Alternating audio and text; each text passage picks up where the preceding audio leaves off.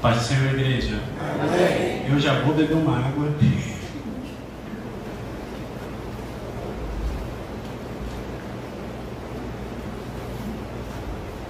Glória a Deus. É muita alegria, meus irmãos, ver que o Senhor já tem trabalhado desde o início do culto em nosso meio, e a gente não merece, essa é a verdade. Mas Ele é muito misericordioso com as nossas vidas. A palavra do Senhor que a gente vai ler hoje se encontra no Hebreus 11, versículo 32. Foi até engraçado, né, que a irmã Karina citou várias partes de Hebreus e a pregação é Hebreus.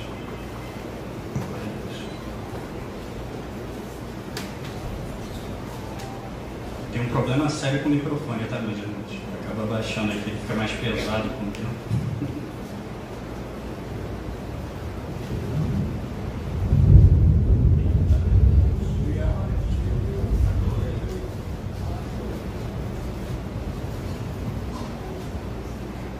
Amém, meus irmãos?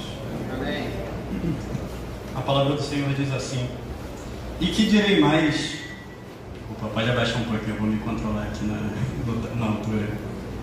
E o que direi mais? Faltar-me-ia tempo contando de Gideão, de Baraque, de Sansão, de Jefité, de Davi, de Samuel e dos profetas. Os que pela fé venceram reinos, praticaram a justiça, alcançaram promessas, fecharam as bocas dos leões, apagaram a força do fogo, escaparam do fio da espada, da fraqueza tiraram forças, na batalha se esforçaram, puseram em fuga os exércitos dos estranhos. As mulheres receberam pela ressurreição os seus mortos, uns foram torturados, não aceitando o seu livramento, para alcançarem uma melhor ressurreição. E outros experimentaram escárnios e açoites, e até cadeias e prisões.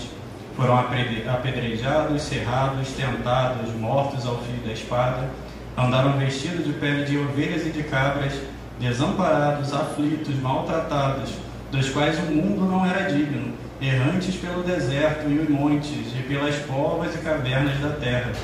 E todos esses, tendo tido testemunho pela fé, não alcançaram a promessa, provendo Deus alguma coisa melhor a nosso respeito, para que eles sem nós não fossem aperfeiçoados. Porquanto nós também, pois que estamos rodeados de uma tão grande nuvem de testemunhas, deixamos todo o embaraço do pecado, todo o embaraço e o pecado que tão de perto nos rodeia, e corramos com paciência a carreira que nos está proposta, olhando para Jesus, autor e consumador da nossa fé, o qual, pelo gozo que lhe estava proposto, suportou a cruz, desprezando a afronta, e assentou-se à destra do trono de Deus.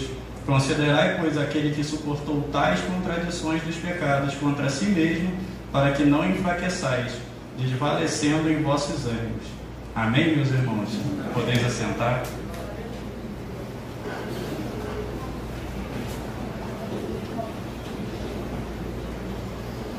Ainda estou um pouco sem fôlego da bateria. Enfim. Meus irmãos, nós vamos falar de algo que eu considero que é o mais precioso para nós que somos cristãos, que é a fé. E muitas das vezes a gente não entende verdadeiramente o que é a nossa fé. Em Hebreus mesmo 11, um pouco antes, vai dizer: ora, a fé é o firme fundamento das coisas que se esperam e a prova das coisas que se não veem. O que ele quer dizer com isso? Porque hoje mesmo, né, a gente vê diversos podcasts, entrevistas, onde ateus falam com cristãos, ateus com outras pessoas, e a gente sempre vê a mesma coisa. Que por conta das religiões do mundo, né, as outras religiões que tem por aí, eles tratam a gente como se a gente fosse uma fé que é do Deus das lacunas, que eles dizem. Porque na religião antiga, essas religiões que tem, que não são as nossas religiões, é tratado dessa forma. Porque antigamente, quando não tinha o conhecimento de algumas coisas, se dá um trovão, o pessoal não faz ideia do que é falar, não é Deus. Aí cai uma estrela, né? Aquela, esqueci qual é o nome, estrela cadente. É Deus, é um sinal dos céus. E aí, por causa dessas outras religiões, tende a dizer que a nossa religião também se eu não sei explicar, é Deus. E isso não é verdade. A nossa fé não é uma fé que a gente se eu não sei o que está acontecendo, é Deus. Essa não é a nossa fé, tá? Enfim, o que a gente vê nesse texto? Ora, a fé é o firme fundamento das coisas que se esperam. Então a nossa fé não é uma fé que vem do nada, que surge eu acho que isso aqui, não, é que se espera. A gente vai ver em Romanos 10, 17, de sorte que a fé é pelo ouvir e o ouvir pela palavra de Deus. Então, onde a gente sabe as coisas que pela nossa fé nós podemos alcançar em Cristo, na palavra em Deus? Pela Bíblia. Então não é algo que é místico. Claro, tem uma parte que a gente não entende, mas é o que a gente espera. A gente nunca vai explicar os fenômenos de Deus por completo, mas a Bíblia nos mostra que é possível. Se a Bíblia nos fala que Deus é um Deus que cura, que é um Deus que liberta, que é um Deus que vai nos salvar, a gente crê nisso. A gente pode não entender nos milagres, os outros tipos de milagres, mas a nossa fé basta em ler a Bíblia e confiar que o que nela está escrito vai acontecer. Foi dito aqui no meio da ministração, né, que Deus, quando promete, Ele cumpre a promessa que Ele promete. E nós temos na Bíblia diversas promessas que são feitas a quem é cristão, a quem segue a Deus, a Bíblia de verdade. E é claro, porque não vai adiantar eu chegar, vou subir aqui no teto da igreja e vou falar, não, vou pular aqui que vou sair voando. A Bíblia não me diz que se eu pular do teto eu vou sair voando. Agora, a Bíblia me diz que é um Deus que cura. Então, se eu estiver passando por uma enfermidade, eu vou pedir a cura e Ele vai me atender. Só basta eu ter fé. E a fé vem dessa leitura, da leitura bíblica. Mateus 17, 20 diz, e Jesus lhe disse, por causa da sua incredulidade, porque está escrito que se tiveres fé do tamanho como um grão de mostarda, direis a esse monte, passa daqui para colar, e há de passar, e nada vos será impossível. Meus irmãos, até um pouquinho antes que eu acabei pulando aqui, a gente fica nervoso. Então, se a fé vem pelo que a gente lê na palavra de Deus, muitas das vezes a gente entende errado esse versículo. Pensa de uma maneira automática, que eu vou pegar, não vou fazer um período de oração, um período de leitura, e sei lá, eu vou estar lendo Levítico, e Deus vai estar colocando fé dentro de mim de alguma maneira. Sendo que a Bíblia não fala que é dessa maneira, não é uma maneira automática, mística, que a gente não entende.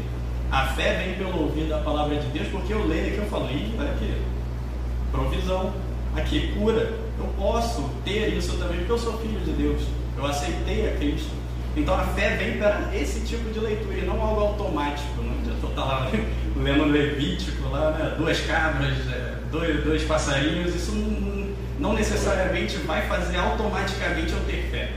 O que vai me fazer ter fé é ler as promessas a qual Deus colocou na Bíblia para a gente.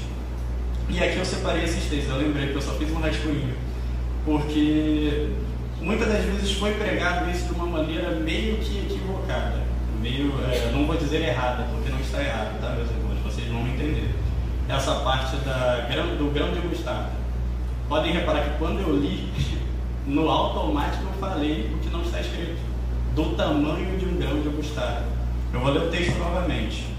Essa parte aqui, né, Jesus tinha acabado de socorrer os discípulos, né, que tentaram expulsar um demônio, não conseguiram. Jesus foi lá e expulsou, e estava explicando. Mateus 17, 20. Eu vou ir falando os textos, meus irmãos, para a gente não perder muito tempo. E Jesus lhes disse, por causa da vossa incredulidade, porque em verdade vos digo que, se tiveres fé como um grão de mostarda, direis a esse monte, passa daqui para acolá, e há de passar, e nada vos será impossível. Outro texto que fala dessa comparação, Marcos 4:30, e dizia, aqui assemelharemos o reino de Deus, ou com que parábola o representaremos?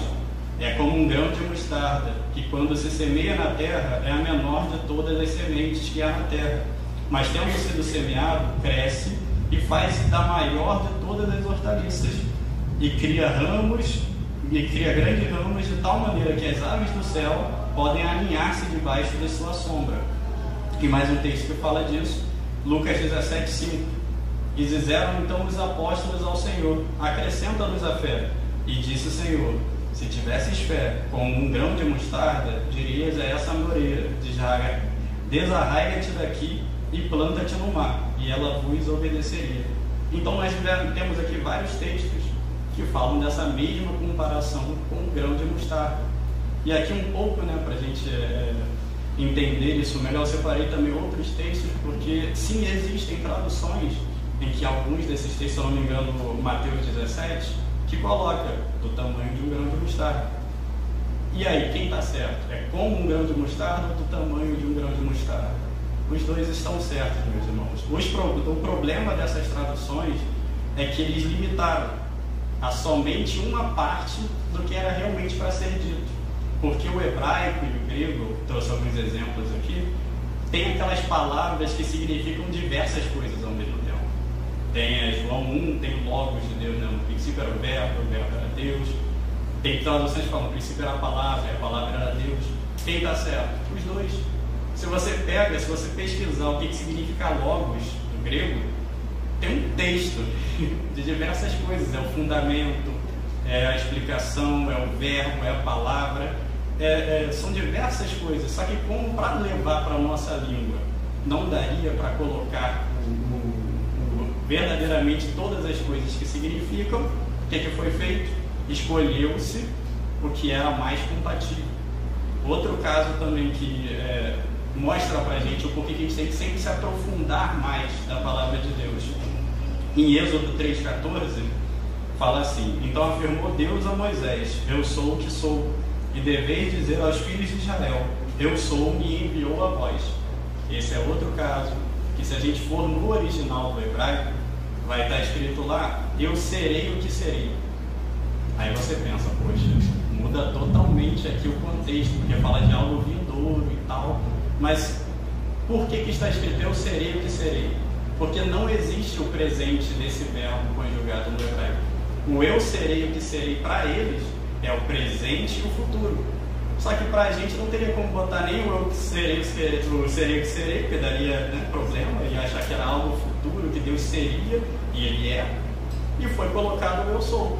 Então, eu dei essa explicação de algumas coisas para a gente poder entender que as palavras no original desses idiomas, a qual a Bíblia foi entregue a nós, elas têm mais a ser dito do que no nosso idioma. Não que a nossa Bíblia no nosso idioma não nos leve a Deus, tá, meus irmãos? É maravilhosa e ela cumpre o propósito oficial da Bíblia, que é o quê? Nos levar a Cristo e nos mostrar como agradá-lo, mostrar a santificação e tudo certo. Mas é sempre bom a gente ir um pouco mais. E por que as traduções antigas colocavam do tamanho de um grão de mostarda e as atuais colocam como um grão de mostarda? Porque naquele momento, dentro da palavra, eu esqueci, acho que é raiá, que é essa definição, é outra das palavrinhas que tem 300 tipos de definição. E ali, né, dentro da questão, eles decidiram botar o do tamanho. Mas depois eles viram que isso limita. Por que limita? Porque a gente sempre vai pensar, vamos lá, pegar o primeiro versículo. Ele fala que se eles tivessem fé do tamanho de um grão de mostarda, eu creio que assim como eu, há muito tempo atrás, eu pensava da mesma coisa. Está falando que a fé deles é pequena. Está falando que vocês têm uma fé menor do que um grãozinho de mostarda. Sendo que é meio que pode ser isso, pode ser, mas é um pouco mais complexo. Ele não quer pegar só a característica de tamanho do grão de mostarda. Tem as características de crescimento do grão de mostarda, tem toda uma característica que é vista até nos outros versículos que nós lemos, porque depois ele vai comparar com o reino dos céus. O reino dos céus é do tamanho de um grão de mostarda, pequenininho? Não faz sentido. Então ele está falando de um crescimento também. Então o que ele quer dizer nesse primeiro de Mateus 17? Está falando que se vocês tiverem a fé como um grão de mostarda, que no início é pequenininha, mas ela cresce. E é isso que a igreja não entende. Realmente no início é pouca. É realmente pouca, mas tem que exercitar a fé para que ela possa crescer. A gente tem que plantar essa pequena semente porque ela vai se tornar algo grande. E quando a gente pensa só na questão do tamanho, a gente limita esse tipo de explicação. Da mesma forma do reino de Deus. Jesus fala, né, que o reino dos céus é chegado a nós. Tem diversas formas que ele é falado. Tem falado no presente e falado no futuro. Se a gente pega os milagres a qual Jesus fez, o expulsando o demônio, né, o pessoal vai lá e critica ele, né? Ele está expulsando porque ele está em nome de Beelzebul, o príncipe dos demônios. E o que ele fala? Não, se eu estou expulsando é porque o reino dos céus é chegado a vós. Então, quando os milagres são feitos, é um pedaço do reino dos céus que Jesus trouxe para nós, para a gente provar aqui na terra as maravilhas do reino do céu. E isso por meio do Espírito Santo de Deus. Então, por isso que a gente tem que entender essa questão do grão de mostarda em relação à nossa fé, em relação ao reino dos céus, que é, a gente sempre vai tomar uma atitude pequena. É sempre uma atitude pequena a nossa fé. Ninguém aqui que já foi usado pelo Espírito Santo de Deus para participar de um mover do Espírito Santo, sabia o que ia acontecer. Eu escutei uma vez um testemunho de um pastor que estava na igreja dele, o período de louvor acontecendo, e do nada veio na mente dele: vai lá atrás e abraça o irmão tal. E eu não, peraí. Por que eu iria abraçar o irmão tal? Vai ver, ele nem gosta disso, vou chegar lá, vou dar um abraço nele, vai ficar esquisito o negócio, né, e tal. E ficou aquilo no coração dele, aquele negócio, até o momento que ele falou: não, beleza, eu vou lá. Foi até o irmão, deu um abraço nele e o irmão começou a chorar. Começou a ser tomado ali e tal. Depois de muito tempo deles abraçados, ele explicou que era um irmão que tinha dificuldade de entender a paternidade de Deus, que foi até falado aqui nessa noite. Por quê? Porque o pai dele terrestre não era um bom pai. Então, quando as pessoas falavam para ele: nossa, Deus é pai, ele falava: horrível isso, porque o meu pai é horrível. E ele não conseguia entender esse amor de pai, porque ele não teve na terra. E aí ele fez, né, ele estava pensando em se matar, estava pensando em fazer coisas horríveis. E o que ele disse? Deus, eu vou na tua igreja hoje e eu quero chegar lá e alguém me dar um abraço. Porque se alguém me der um abraço, eu sei que nesse abraço você vai estar demonstrando esse amor que tem por mim, esse amor paternal que eu não tive. Agora eu te pergunto, essa vida foi resgatada, essa vida teve um encontro com Deus naquela noite, e teve essa restauração da fé dela. E aí eu te pergunto, foi uma grande coisa que o pastor fez? Ele só foi lá e deu um abraço na pessoa. Um abraço, é um grão de mostarda, que quando plantado e colocado se torna algo grandioso, porque o crescimento quem dá é Deus. E o problema da igreja hoje é que a gente não quer plantar um grão de mostarda. A gente fala: não, isso aí não vai dar nada não, deixa pra lá. Às vezes vem o Espírito Santo fala pra gente: vai lá, fala com aquele irmão, vai lá, conversa com aquela pessoa. A gente fala: não, deixa pra lá e tal. E realmente, meus irmãos, é sempre pequeno, é sempre algo pequeno, mas a gente tem que ter fé que Deus vai concluir o restante, porque Ele nos prometeu que nós seríamos instrumentos na mão dele. E eu coloquei aqui, né, os 3 tipos de fé que eu mais vejo, pelo menos na Bíblia e na vida, né, cotidiana do cristão. Foi citado aqui Abraão, né, eu vejo ele como uma fé na promessa de Deus. Por que Abraão fez o que fez? Porque Deus chegou para ele, não tinha Bíblia naquela época, era o início das coisas. Como que isso aconteceu? Deus veio até ele e disse: vai lá, que eu vou te fazer pai de multidões. Ele fez uma promessa a Abraão, e Abraão foi pela promessa. Outra também tipo, que é o do poder de Deus, que eu botei aqui no caso Elias. Elias, né, quando teve a questão do Monte Carmelo, ele chegou, até botei, a 1 Reis 18:24. Depois, né, quando eles estavam falando o que seria feito para determinar quem era o Deus mesmo de verdade, ele botou: então invocai o nome do vosso Deus, e eu invocarei o nome do Senhor. E há de ser que o Deus que responder por meio de fogo, esse será Deus. E todo o povo respondeu, dizendo: é boa essa palavra. Meus irmãos, Deus chegou para Elias e falou: vai lá e pede para descer fogo? Não. Não tem nenhum momento aqui na Bíblia Deus chegando e falando: olha só, é fogo, vai lá, vai contra eles lá e faz desse jeito. Mas por que Elias fez essa proposta?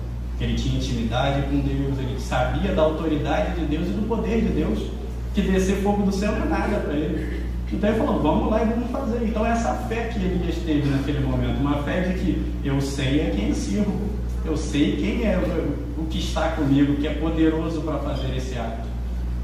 E aqui eu botei um também, né, que é a fé como último recurso.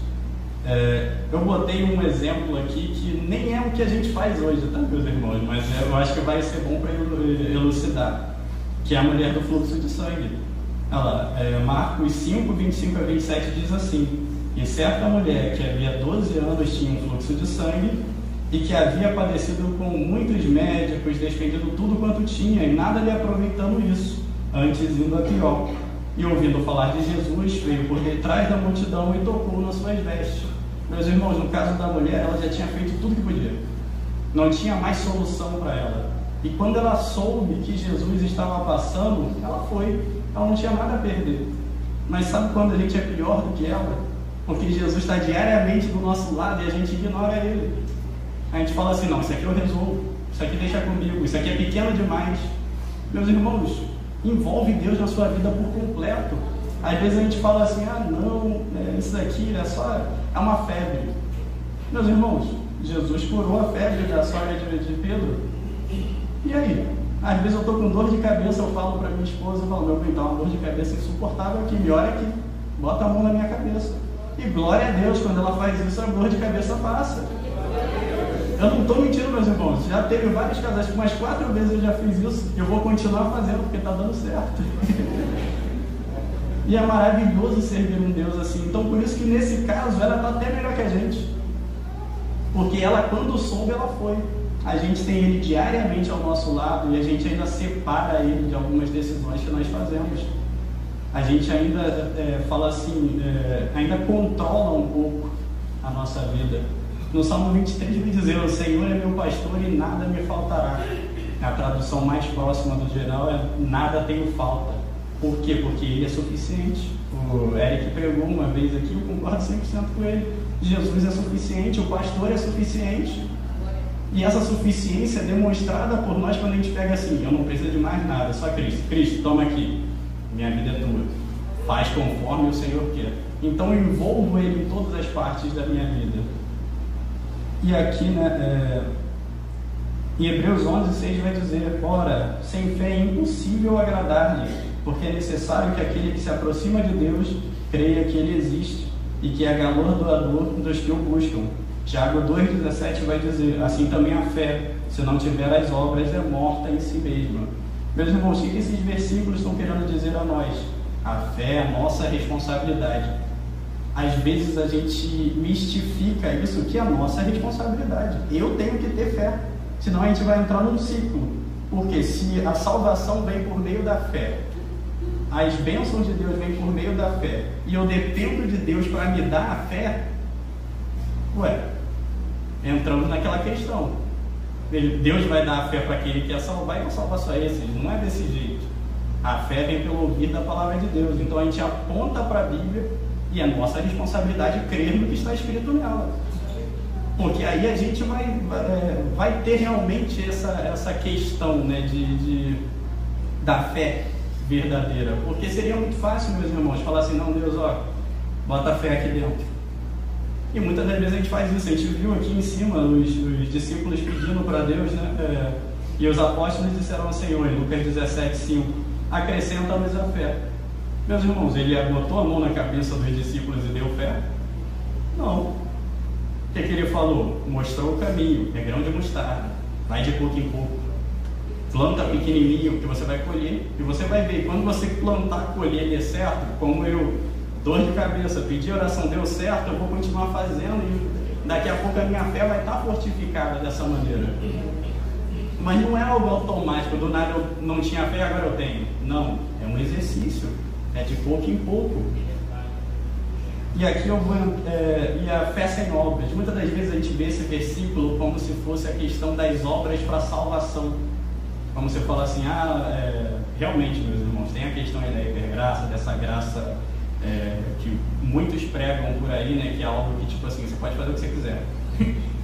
Aceita Cristo, fala, estou aqui com Cristo e tal, e continua pecando, continua mentindo, continua fazendo o que quer. Isso não é verdade. Mas tem outros textos que apontam isso.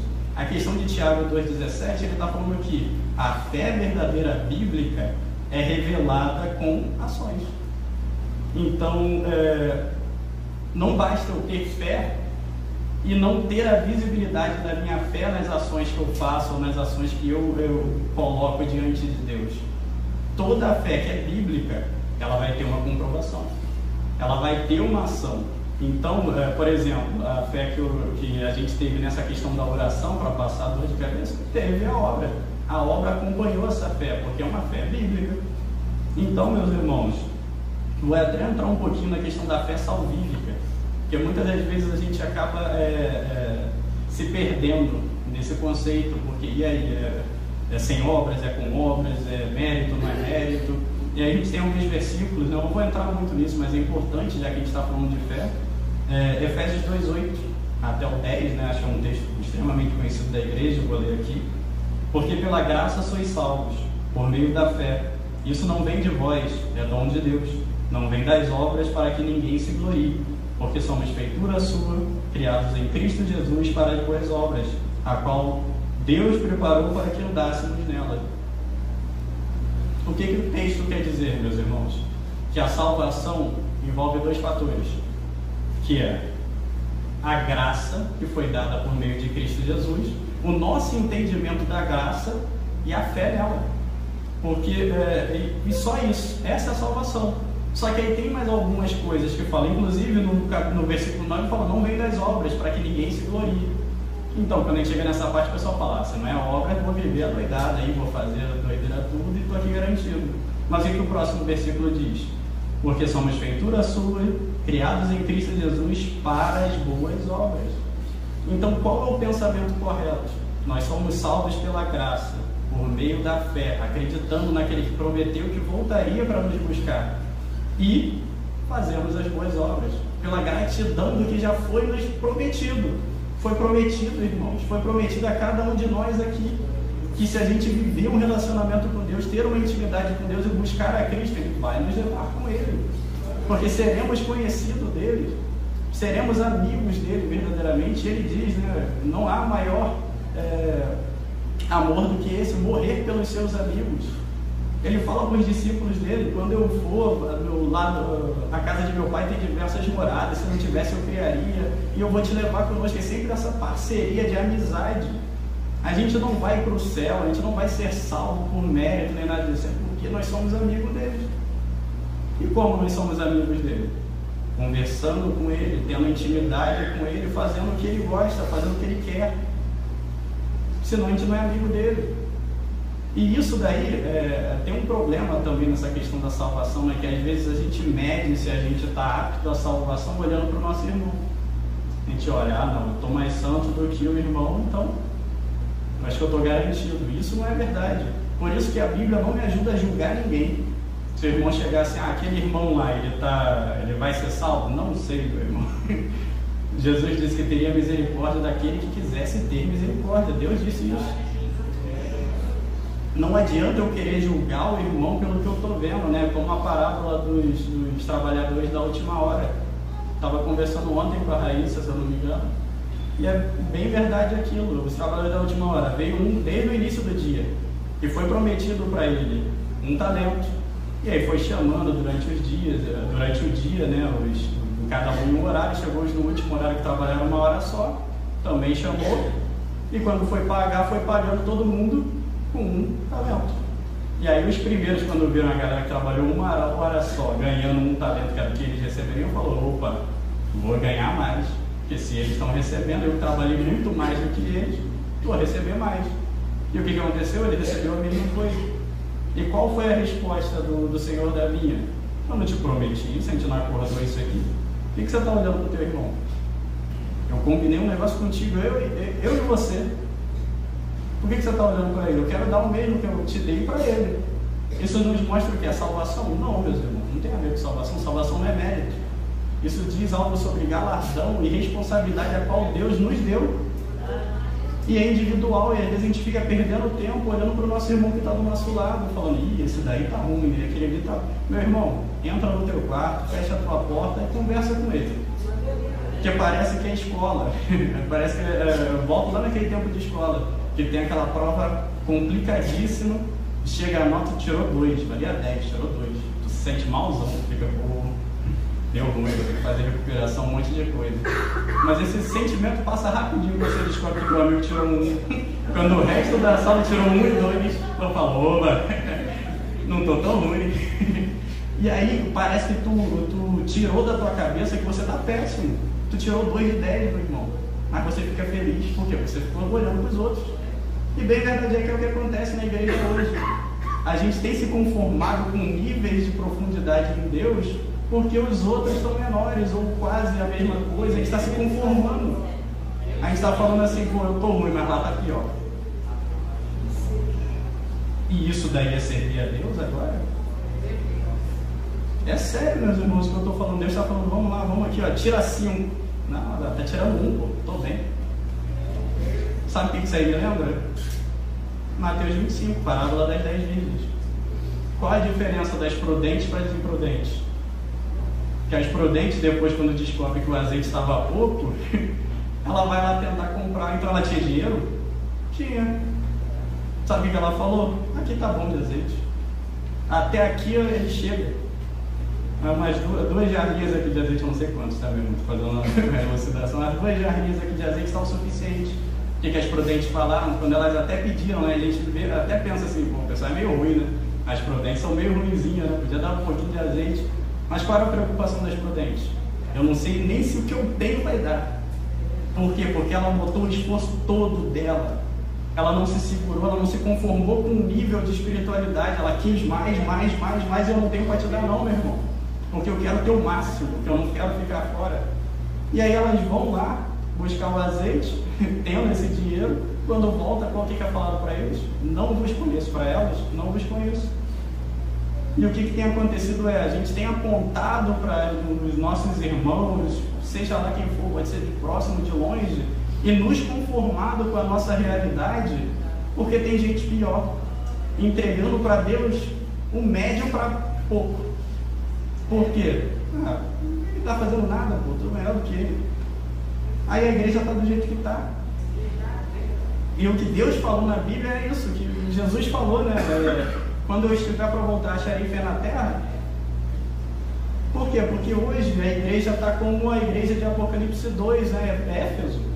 Está um brigando com o outro. O que é falado em Apocalipse 2 para Éfeso é que o quê? Eu sei que você sabe identificar os maus doutores, o que está fazendo de errado, você sabe identificar isso tudo, que você odeia a obra dos Nicolaítas. E se você pegar para ver, né, não tem na Bíblia o que é realmente, mas o mais próximo que a gente pode entender é que eram essas pessoas da graça maravilhosa, né, que falavam que nós servimos a Deus com o nosso espírito, então o nosso corpo pode fazer o que quiser. Então, mostra esse tipo assim, a igreja de Éfeso estava fazendo isso com bom coração. Cristo fala, eu também odeio, mas meu amigo, vamos para o amor. Você esqueceu do amor, você esqueceu de pregar a Cristo. Você está pregando, descendo a marreta nos outros, para se sentir bem. Meu Deus, Jesus. Então, meus irmãos, isso aqui não estava nem no contexto, mas é o que Deus estava falando comigo. E às vezes eu vejo como se eu estivesse pregando um evangelho falso. Porque quantas vezes eu cheguei para um amigo meu para pregar o evangelho e falei, olha só, você está errado em X, Y, aí você vai para o inferno. Que boas novas, hein, meu irmão? Evangelho significa boas novas. Que boas novas foi essa que eu dei para ele? Você está indo para o inferno fazendo isso aí que a sua carne gosta. Sabe qual é a boa nova, meu irmão? Cristo morreu para te salvar. Leia a Bíblia e tenha um relacionamento com Ele, que Ele e você vai saber até onde você vai. Às vezes você não sabe o quanto foi cobrado daquela pessoa, quanto foi dado para aquela pessoa para estar criticando ela e falando que ela não vai ser salva. Cada um tem um limite, tem gente que vai chegar aqui, tem gente que vai estar aqui, está tudo bem. Tem gente que vai trabalhar 12 horas no sol e tem gente que vai trabalhar 1 horinha só. Tem gente que vai receber 10 talentos, outros vão receber 5, 3. E cada um vai ser cobrado pelo que recebeu. Então a gente tem que parar de pegar as nossas experiências, a nossa vivência com Deus e aplicar na vida dos outros. O que funcionou para mim não vai funcionar para você, meu irmão. Agora, o que eu te garanto que vai funcionar para você, entra no teu quarto e conversa com o teu Deus. A gente tem que parar de viver o evangelho dessa maneira. Não é só porque funcionou comigo. Às vezes eu me pego desse jeito. Eu fiz um propósito X, Y, Z, meu irmão. Tem coisas que o Espírito Santo nos constrange que é só pra gente, né? Para virar doutrina, não. Eu conversei com o Bruno, né? O Bruno teve essa questão, né? Ele gostava muito de jogar e tal, aquela questão. Todo Brunão também tinha essa questão. Para ele foi requerido que ele parasse. Porque no particular dele, no que ele trata com Deus, era necessário, porque aquilo tomaria o tempo dele e tal. Mas tem gente que pode. Mas o problema é que a gente pega isso que aconteceu pra gente e fala, não, você tem que ser igual. Você tem que fazer igual. Você tem que ser exatamente igual a isso daqui, senão não é Deus. Porque comigo foi Deus e foi assim. Por que para você está sendo diferente? Porque cada um é diferente, meus irmãos. E glória a Deus por isso, porque o corpo, fosse todo mundo braço, lascou. Enfim. Então, meus irmãos, essa é verdadeiramente a nossa fé salvífica. A pregação do nosso Evangelho não é de apontar dedo e criticar. A pregação do nosso Evangelho é: eu tenho como te mostrar o caminho para um Salvador. Eu tenho como te mostrar um caminho para aquele que entregou, ele já entregou a vida por você. Ele já te amou primeiro. Ah, mas o que eu preciso fazer? Eu tenho que parar isso, parar aquilo. Meu irmão, lê a Bíblia lá e lê. Pedir minha ajuda, eu vou te ajudar. Isso aí está realmente errado. Tenta parar. Agora, o problema é que a igreja entra em parafuso, porque se eu perguntar, meu irmão, você sabe se você está apto a ser realmente um amigo de Cristo e ser salvo se for necessário nesse dia? Se acontecer alguma coisa, você tem certeza que você é amigo dele para participar da salvação? Muitas das vezes eu falava, não sei, não faço ideia. Sabe qual é a demarcação para saber se você está no caminho certo? No meu caso, o Vitor de hoje, de 2023, é infinitamente melhor do que o Vitor de 2022, que era melhor do que o 2021.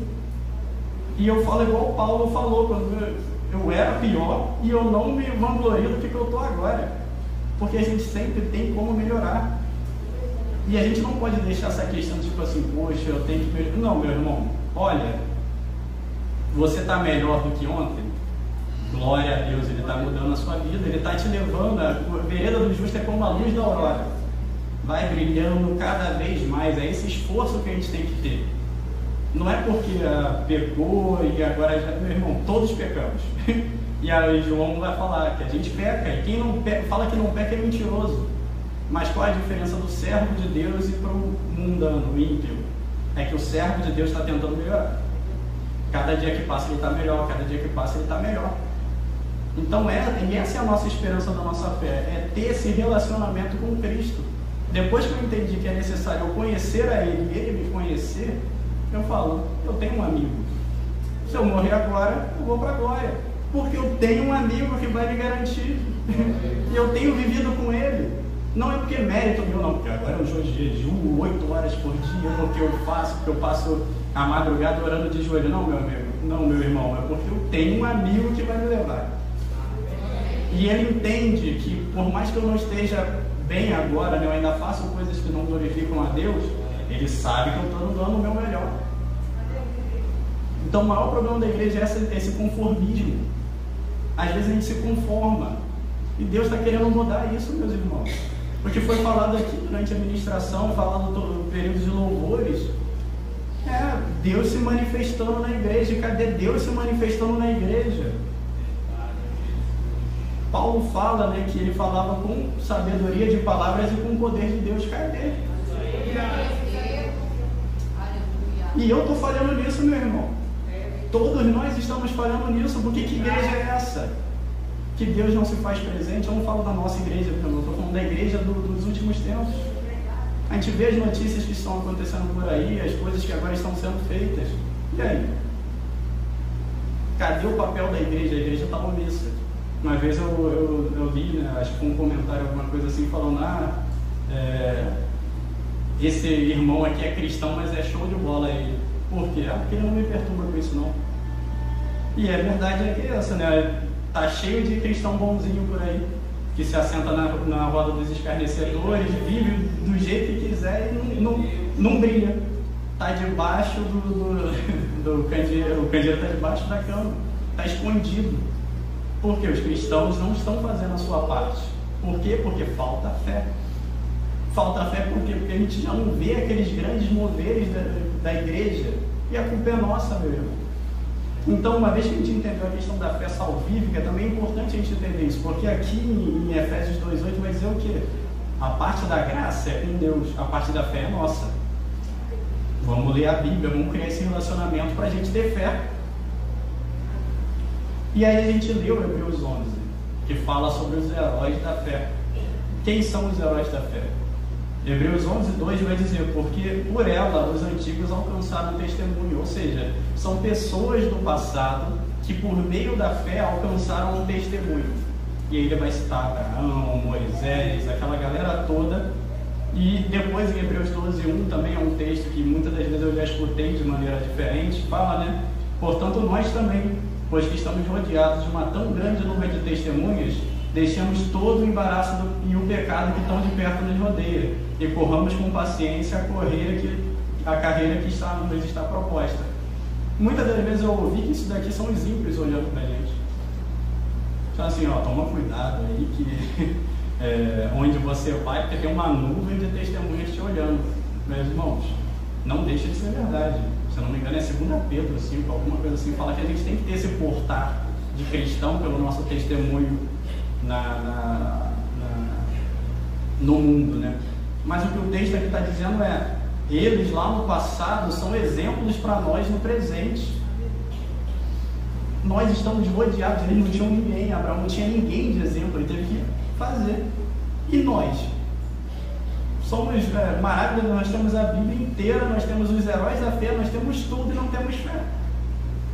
Temos todos esses exemplos de pessoas que fizeram coisas grandiosas porque eram bons? Não, porque confiaram em Deus e creram na promessa que foi feita a cada um deles. Em Judas 1:3 vai dizer: amados, procurando eu escrever-vos com toda a diligência acerca da salvação comum, tive por necessidade escrever-vos e exortar-vos a batalhar pela fé que uma vez foi entregue aos santos. Meus irmãos, vamos ser sinceros, a gente está batalhando pela fé? Eu não estou. O que Deus tem feito por meio da minha vida? Nada. Eu pelo menos não sei. Então, cadê os guerreiros da fé? Cadê os novos heróis da fé? A igreja não está nesse ímpeto de se tornar herói da fé, porque dói. Se você realizar o que eles fizeram, doeu. Às vezes é questão do conformismo, a gente está parado, porque parado eu estou tranquilo. Mas e aí? Quem vai avançar o reino de Deus? E a igreja que vai fazer os feitos de Deus novamente acontecer na terra? Meus irmãos, hoje Deus está nos levando a entender que nós precisamos batalhar pela essa fé que foi entregue. É responsabilidade nossa. Deus entregou a sua fé para a igreja. Cadê a igreja entregando uma fé verdadeira? A gente entra e sai da igreja, diversas igrejas, a gente vai visitar, a gente tem um convívio com os nossos familiares, com os nossos amigos. Estamos rodeados de pessoas doentes, necessitadas de libertação, necessitadas de um encontro com Cristo. E o que a gente está fazendo? A gente não tem fé para ajudar. Às vezes a pessoa vem até a gente e fala: poxa, ora por mim, me ajuda, e eu falo: deixa para lá. Por quê? Porque eu não tenho fé. Às vezes eu delego, eu falo: me ajuda aqui, não é problema, meus irmãos, porque a gente é um corpo e realmente tem que ajudar. Mas muitas das vezes é de maneira assim: segura essa bomba aí. Por quê? Porque dá trabalho. É muito fácil chegar e ser sábio em palavras, é chegar a entender aqui, ler. É muito fácil. A maior parte dos ateus que tem por aí já leram a Bíblia 300 vezes. A maior parte. Mas o que mudou? O que tem de diferença? Eles não viveram o que estava escrito nela. Eles não viveram os milagres de Deus. Eles só leram. E aí, no engano de Satanás, deu no que deu. Então a igreja, ela tem que parar de ser essa igreja que é só sábia. É sabedoria e poder de Deus. É sabedoria e o Espírito Santo trabalhando na igreja. É assim. Marcos 16 vai dizer que esses sinais seguiriam os. Então hoje a gente está sendo levado a buscar essa fé, de desenterrar essa fé. Às vezes esse é o avivamento que é necessário, meus irmãos. Esse é o avivamento que é tão dito. Vai surgir da gente, é a gente começar a ter fé no que está escrito. A gente largar esse negócio de ser, e eu já fiz muito disso, meus irmãos, eu não tenho problema nenhum de falar do meu pecado de ser o acadêmico da fé. Eu sei muito o que está escrito aqui, mas tu não vê nada disso na minha vida. Eu falo que Deus salva, eu falo que Deus cura, mas tem um monte de gente passando aperto ao meu redor e nada acontece. E eu deveria ser luz. E aí nós temos diversos exemplos de fé. Em Mateus 8:5-10, fala da cura do criado do centurião. Meus irmãos, quando eu li isso daqui, eles tomam um tapa na cara, né? Isso daqui Fala assim: e entrando Jesus em Cafarnaum, chegou junto dele um centurião, rogando-lhe e dizendo: Senhor, o meu criado jaz em casa, paralítico e violentamente atormentado. E Jesus lhe disse: eu irei e lhe darei saúde. E o centurião respondendo disse: Senhor, não sou digno de que entres debaixo do meu telhado, mas dize só uma palavra, e o meu criado há de sarar. Pois também eu sou homem sob autoridade, tenho soldados a minhas ordens, e digo a este: vai, e a ele vai, e o outro vem, e ele vem. E ao meu criado fazei isso, e ele o faz. E maravilhou-se de Jesus ouvindo isso, e disse aos que seguiam: em verdade vos digo, que nem mesmo em Israel encontrei tanta fé. Meus irmãos, que tapa na cara. Porque o próprio Cristo falou: eu vou lá curar. Ele falou: não precisa não. Se incomoda, não dá aqui, eu sei que você tem autoridade e poder para alcançar lá. Qual o nível de fé que um centurião romano estava tendo? E hoje a gente precisa, para curar uma dor de cabeça, tem que chamar 300 irmãos, tem que fazer um monte de coisa, tem que não que não seja necessário, mas meus irmãos, às vezes a questão da nossa fé tão pequena nos leva a isso, a crer a perder a noção da autoridade de Cristo, a autoridade de Deus e o poder de Deus. Meus irmãos, é uma oração rapidinho, tu para assim, ora, Deus vai operar, porque Ele cumpre o que Ele promete. Basta você ter fé para receber o que Ele prometeu. Em Mateus 21, 18 ao 22, tem um outro exemplo. E de manhã, voltando-se para a cidade, teve fome. E avistando-se uma figueira perto do caminho, dirigiu-se a ela, e não achou nela senão folhas. E disse-lhe: nunca mais nasça fruto de ti. E a figueira secou imediatamente. E os discípulos, vendo isso, maravilharam-se, dizendo: como secou imediatamente a figueira? Jesus, porém, respondendo, disse-lhes: em verdade vos digo que se tiverdes fé e não duvidardes, não só farei isso quando foi feita a figueira, mas também, se a este monte disseste: ergue-te, precipita-te no mar, assim será feito. E tudo o que pedires em oração, crendo, o recebereis. Esse texto é maravilhoso, ele nos ensina duas coisas. Primeiro, que a gente não deve ser essa figueira cheia de folha, não. Muitas das vezes a gente está sendo essa figueira cheia de folha que o pessoal olha assim: esse é santo, esse aí é homem de Deus, essa é mulher de Deus, aparenta aquela santidade, aquela frutificação. Só que quando tu chega lá não tem nada, não tem nada para te dar. A pessoa passa fome ao lado da pessoa, porque ela só quer aparecer, estar bem. E cadê os frutos? Meus irmãos, é que eu falo dos frutos, realmente isso, da gente ajudar uns aos outros como igreja. Isso é fruto, meu irmão. Os frutos são isso. É eu te ajudar, é te alimentar, você me alimentar, e a gente junto está unido. O problema é que às vezes a pessoa quer aparentar ser uma árvore saudável e está sem fruto nenhum. As pessoas estão passando fome ao redor da pessoa. E o que acontece? Vai perecer. Porque é mais fácil você nem ter tanta folha assim, está meio acabadinho, mas ter um fruto para alimentar uma pessoa, gerar esse fruto, e dá trabalho gerar fruto, meus irmãos. Você tem que se dedicar a ter esse relacionamento com Deus, pagar um preço para você ter como alimentar o seu irmão. E muitas das vezes a gente, como dá trabalho e a gente acaba não aparentando ser aquela árvore frondosa, santa rona, a gente prefere só ficar na aparência. Então, meus irmãos, hoje, frutifica, exerce a sua fé para ajudar o seu irmão. E outra coisa que é dita aqui, que essa questão da fé, que se a gente pedir sem duvidar, a gente recebe. Em Tiago vai dizer que se a gente pedir sabedoria, a gente tem que pedir com fé, porque ele não gosta de gente que tem esse coração maleável, eu vou pedir mais ou menos, eu vou pedir, mas eu não tenho muita certeza. Fé. Pede sabendo que ele vai te dar, porque quando você pede sabendo que ele vai te dar, é tal qual o centurião. Ele não tinha dúvidas que Jesus curaria o servo dele. Tanto é que ele falou: nem precisa ir, daí eu sei que você pode. E aí, para encerrar, meus irmãos, às vezes a gente se deixa levar a não ser utilizado com fé no meio da igreja por causa do nosso pecado. Em João 1, como eu falei, diz que todos nós pecamos e continuamos pecando, e quem diz que não peca é mentiroso. E aí tem uma coisa que foi o que me levou a ter essa palavra, né? Deus te levou no meu coração essa palavra. Foi lá no texto que a gente leu lá no início, uma pequena palavrinha. Hebreus 11:32 vai dizer assim: e o que mais direi? Faltar-me-ia tempo contando de Gideão, de Baraque, de Sansão, de Jefté, de Davi, de Samuel e dos profetas. Vocês repararam alguma coisa? Tem um intruso aqui, né? O que Sansão está fazendo aqui, meus irmãos?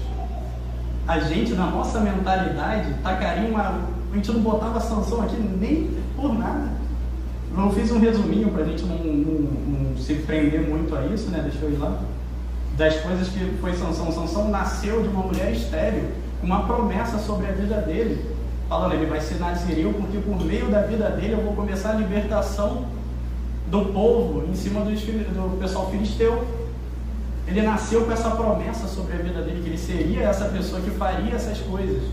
E quando a gente começa a ler, né, isso em Juízes 14, 15, 16, o que acontece quando ele já se torna jovem? Ele se apaixona por uma mulher filisteia.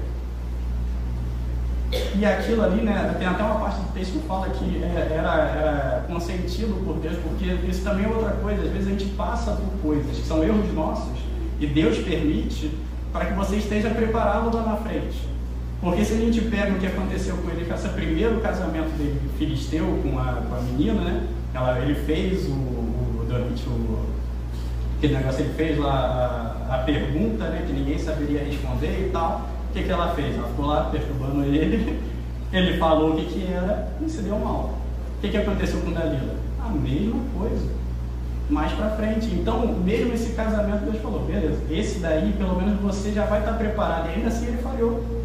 E antes disso até, né, depois da questão do primeiro casamento, ele se deitou com uma prostituta, fez aquela confusão toda na cidade, com raposa, com fogo, um monte de coisa. E depois ele ficou brincando com Satanás, com Dalila, se achando forte, porque ele perdeu o entendimento que a força não era dele, a força era de Deus.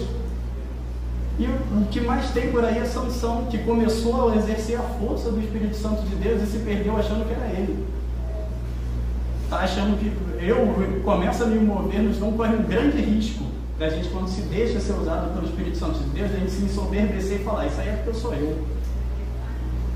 Ele ali não consegue, não. Eu sou, porque pelo que eu fiz, porque eu sou nazireu, porque, meu irmão, a palavra diz, é a Deus que dava força a Sansão para cumprir a promessa que ele fez a Sansão. E a Sansão esqueceu disso, ele estava lá brincando com Dalila, me amarra com corda, faz isso e aquilo, ficou brincando.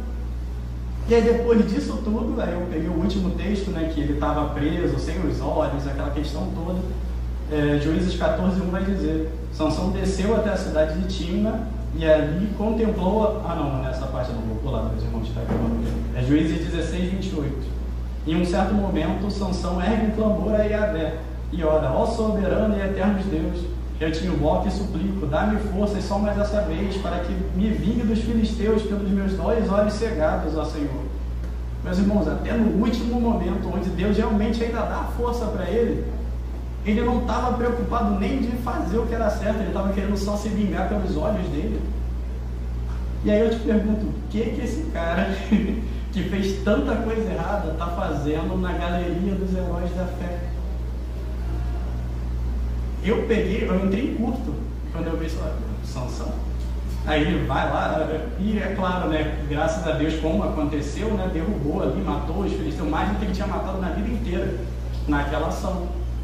O que a vida de Sansão exemplifica para mim? Que quando Deus promete, ele cumpre. Ele prometeu que ele seria nazireu, que ele começaria a libertação do povo. Deus não fez aquilo meramente porque era Sansão, porque ele pediu, não, porque era para cumprir o que ele prometeu. E muitas das vezes a gente não exerce a nossa fé porque a gente se acha indigno. E eu creio que ele está aqui exatamente para falar isso, meus irmãos. Ninguém aqui é indigno de entrar com fé perante a Deus. Porque se Sansão é um herói da fé, mostra que a fé não se mede nos nossos pecados.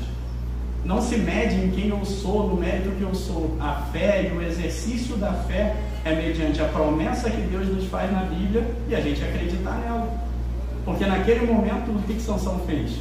invocou o nome de Deus, ele lembrou de onde vinha a força dele, não era do cabelo, ele invocou o nome de Deus e Deus respondeu.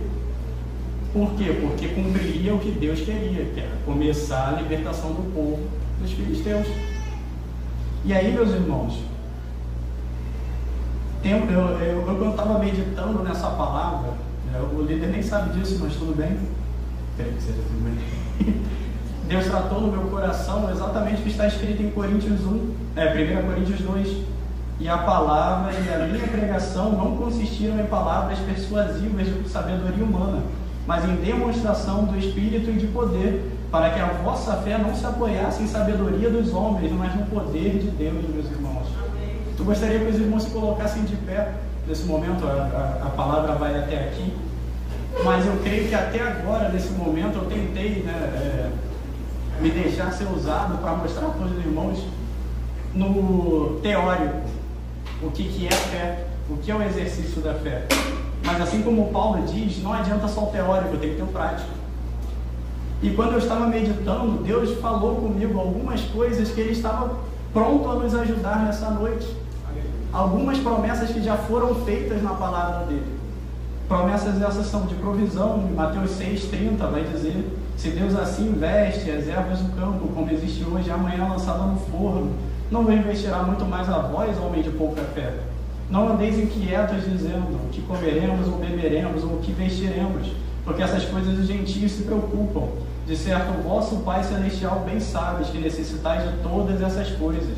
Mas buscai primeiro o reino dos céus, de Deus e a sua justiça, e todas essas coisas vos serão acrescentadas. Meus irmãos, a primeira promessa que Deus fez aqui é a provisão. E o que Ele tratou no meu coração é: se o irmão estiver aqui na casa dele, necessitado de ser tratado nessa área de provisão, está com pouca fé, assim como o grão de mostarda, eu gostaria de convidá-los a plantar esse grãozinho de mostarda nesse momento. Aquele, não só de provisão, vou falar os outros motivos, que sentir no coração que faz parte da necessidade a que está sendo falada aqui, faça esse pequeno movimento de fé. Venha até aqui na frente, meus irmãos. Faça essa pequena coisa e deixa que Deus trabalhe o resto. A primeira questão é a provisão. Se você está necessitado de provisão, está com problema na sua casa, duvidando se vai ter provisão para passar um mês, ou precisando, necessitando de um trabalho, algo do tipo, se coloque aqui na frente, meus irmãos. Nós vamos fazer uma oração e nós vamos pedir a Deus essa oração. Outro caso, cura. Em Tiago 5, 14 a 15 diz: está alguém entre vós doente? Chame os presbíteros da igreja e orem sobre ele, ungindo com azeite em nome do Senhor. E a oração da fé salvará o doente, e o Senhor o levantará, e se houver cometido pecado, ser-lhe-ão perdoados. Meu irmão, se você entrou nessa casa hoje, se você está ouvindo aí, seja ao vivo, seja depois, e está necessitado de uma cura física, venha, faça um passo até aqui na frente, venha até aqui na frente, dá esse passo de fé, meu irmão. Se você estiver em casa, se levante, se ajoelhe, coloca aí: eu creio que Deus vai operar na sua vida. São pequenas ações. Descanso. Vinde a mim todos os que estão cansados e oprimidos, e eu vos aliviarei. Tomai sobre vós o meu jugo e aprendei de mim, que sou manso e humilde de coração, e encontrareis descanso para vossas almas, porque o meu jugo é suave e o meu fardo é leve. Meus irmãos, se tem alguém aqui que está cansado, necessitado de um descanso espiritual, venha até aqui na frente, nós vamos fazer oração. Você também vai ser contemplado por essa oração de fé. Justiça. Bem-aventurados que têm fome e sede de justiça, pois serão satisfeitos. O Senhor faz justiça e defende a causa dos oprimidos. Meus irmãos, se tem uma causa na justiça que você está necessitado, Deus está falando: vem até aqui na frente, prova a tua fé. Ele vai te mostrar, Ele vai lutar essa luta contigo, meu irmão. Então, vem até aqui na frente. A gente precisa confessar a nossa fé com ações físicas. Glória a Deus por isso. Libertação. A palavra em 2 Coríntios 3,17 vai dizer: ora, o Senhor é Espírito, e onde está o Espírito do Senhor, ali a liberdade. Meu irmão, se tem alguém aqui que está passando por um vício, uma necessidade de libertação, seja no parente, na família, venha até aqui na frente, tenha esse ato de fé que Deus vai operar na sua vida. salvação, foi o que a gente falou. Se tem alguém aqui que está ouvindo essa palavra, ou que veio até aqui que não aceitou a Cristo ainda, venha para frente, porque a palavra do Senhor vai dizer em Marcos 16:16, quem crer e for batizado será salvo, mas quem não crer será condenado. Efésios 2:8, porque a graça sois salvos por meio da fé, se não vem de vós, é dom de Deus. Romanos 10:8 vai dizer, mas o que ela diz? A palavra está bem próxima de ti, na tua boca e no teu coração, ou seja, a palavra da fé que estamos pregando. Se com tua boca confessares que Jesus é o Senhor e creres em teu coração que Deus o ressuscitou dentre os mortos, será salvo. Porque com o coração se crê para a justiça, mas com a boca se faz a confissão para a salvação. Conforme diz a Escritura, todo que nele crê jamais será decepcionado. Portanto, não há distinção entre judeus e gentios, pois o mesmo é o Senhor do Senhor e de todos, e abençoa ricamente todos os que o invocam. Porque todo aquele que invocar o nome do Senhor será salvo. Meu irmão, se você ainda não aceitou a Cristo, vem até aqui na frente e confessa. Com o coração a gente aceita e com as nossas ações nós confessamos. Precisamos dessa fé. E o último tópico, batismo com o Espírito Santo. Marcos 1:8 vai dizer, eu em verdade tenho vos batizado com água, ele porém vos batizará com o Espírito Santo. Se você quer essa nova intimidade com Deus, vem até aqui na frente, demonstre a sua fé. Amém, meus irmãos? Glória a Deus. Amém. Eu estava lendo, eu nem via. Vamos orar então, meus irmãos. Aqueles que não sentiram no coração se deslocar, estendam suas mãos. Vamos fazer parte da igreja dos heróis da fé, que vão edificar a vida dessas pessoas que se colocaram aqui. Nós somos igreja, meu irmão. Bendito seja o nome do Senhor. Então vamos juntos. Amém? Vou levantar a oração. Senhor, meu Deus, meu Pai, Senhor, glória ao teu santo nome, meu Pai. Ah, Senhor, porque, Senhor, não merecemos nada, meu Pai. E o Senhor tem feito tanto a nós, meu Pai. Bem verdade é, Senhor, que não somos merecedores de estar aqui nessa noite, nem dos que o Senhor tem colocado, Senhor, para acontecer aqui, meu Pai. Mas, Senhor, eu te glorifico pela vida dos meus irmãos, Senhor, que se colocaram com atitude de fé a receber as promessas que estão na Bíblia, meu Pai, a receber as promessas daquele que não falha, meu Pai. Então, meu Pai, age, Senhor, na vida de cada um desses irmãos, meu Pai. Nós não sabemos qual é a necessidade específica de cada um, porque cada um veio até aqui na frente, meu Pai, mas o Senhor sabe de todas as coisas, Senhor. E eu não tenho nem que te pedir, meu Pai, nós temos que somente glorificar ao teu nome, meu Pai, porque temos fé, meu Pai. A tua igreja nessa noite tem fé, meu Pai, para receber aquilo que está escrito na tua palavra, meu Pai. Ah, Senhor, somos necessitados de ti, meu Pai. Muito obrigado, Senhor, por essa noite maravilhosa, Senhor, pela tua vontade de nos abençoar, meu Pai. E certamente, Senhor, ouviremos muitos testemunhos do que foi feito aqui nessa noite, meu Pai. Não pela força do nosso braço, meu Pai, mas porque o Senhor é fiel e justo para fazer todas as coisas, Senhor. Ah, Senhor, recebe o pedido de cada um dos que estão aqui na frente, Senhor. Por misericórdia, Senhor. Nós demos o nosso passo de fé, meu Pai. Necessitamos ser edificados nessa fé, meu Pai. E essa fé vai crescer, meu Pai. Em nome de Jesus, Senhor. Seremos uma igreja forte, meu Pai. Em nome de Jesus. Porque entendemos, Senhor, a autoridade e o poder daquele que está conosco, Senhor. Eu te peço assim, meu Pai, por cada um dos irmãos que estão aqui na frente e por cada um daqueles que estão nos assistindo, meu Pai. Em nome de Jesus, muito obrigado, meu Pai. Amém. Glória a Deus. Aleluia. Glória a Deus.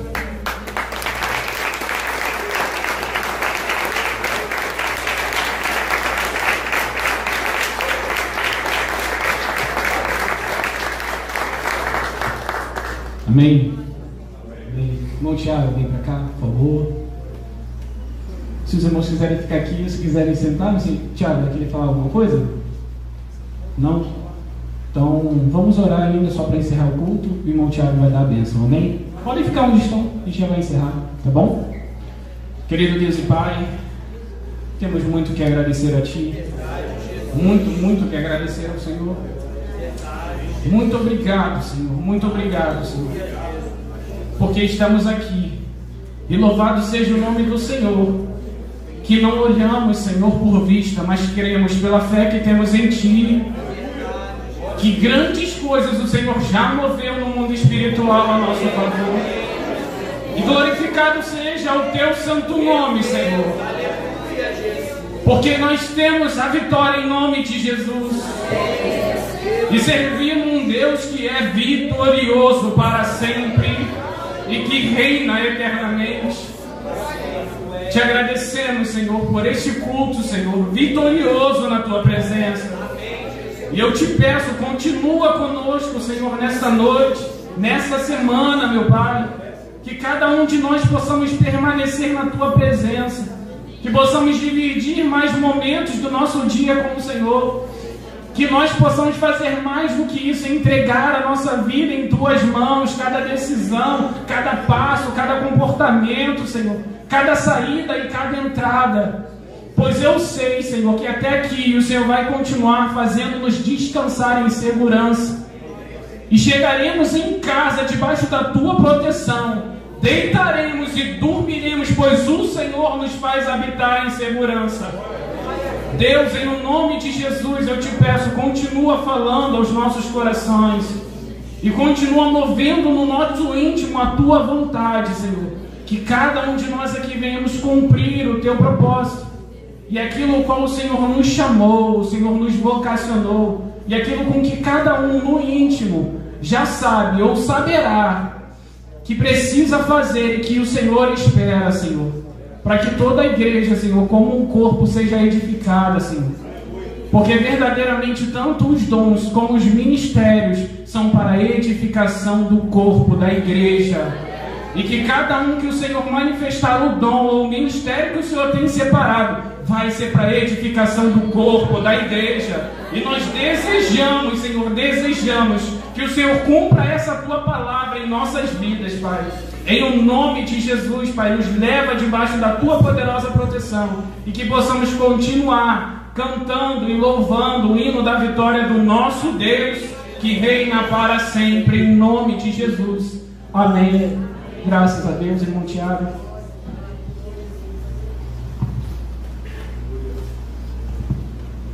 Passou para a igreja. Som. Aleluia. Irmão, só antes de dar a bênção, só deixar um recado.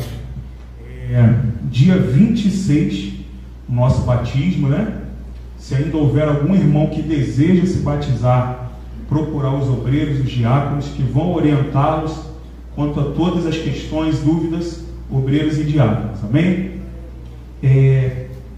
No domingo que vem, os irmãos que vão se batizar, se puderem não faltar ao culto, vai ser bênção.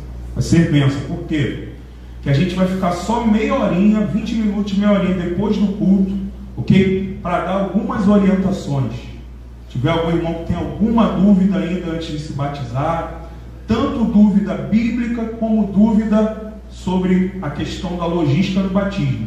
Domingo que vem, após o culto, os irmãos permaneçam aqui para que a gente possa orientar vocês. Amém?